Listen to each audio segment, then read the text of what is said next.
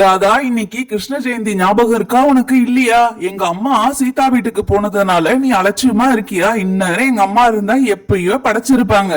நீ இன்னமும் கிருஷ்ணரை பட்டினி போட்டு வச்சிருக்க. சீக்கிரமா எல்லா ஏற்பாடுகளும் செஞ்சு படைக்கிறதுக்கு ரெடி பண்ணு.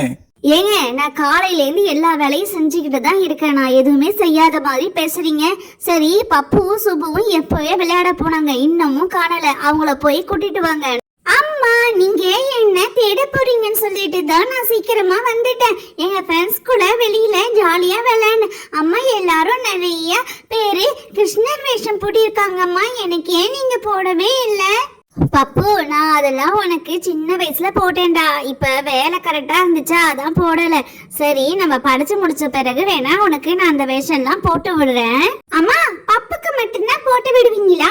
நான் கொஞ்ச நேரம் லேட்டா வந்ததும் அப்படியே என்ன மறந்துட்டீங்க பாத்தீங்களா? எனக்கு ராதை வேஷம் போட்டு விடுங்க. என் ஃப்ரெண்டு கமலி ராதை வேஷத்துல ரொம்ப அழகா இருக்கா. எனக்கு போட்டு விடுங்கம்மா நீங்க. ராதா, சீக்கிரமா நீ படைக்கிற வேலையெல்லாம் ஆரம்பி.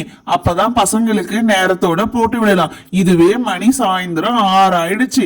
இன்னும் நீ எப்ப படைச்சு பசங்களுக்கு எப்ப போட்டு விட்டு எல்லாம் போட்டுக்கிட்டு படுத்து தூங்குவாங்க. இருங்க இருங்க, நீங்க உங்க அம்மா இல்லாத குறைய தீக்குறீங்க. இருங்க, கொஞ்ச நேரத்துல நான் படைச்சு முடிச்சதும் பசங்களுக்கு எப்படி வேஷம் போட்டு விடுறேன்னு பாருங்க.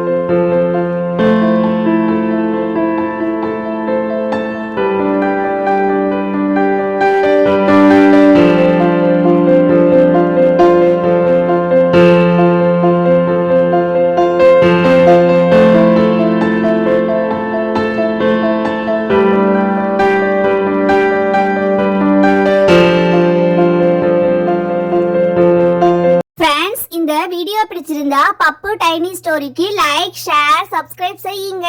நெக்ஸ்ட் வீடியோல பார்க்கலாம். பாய்.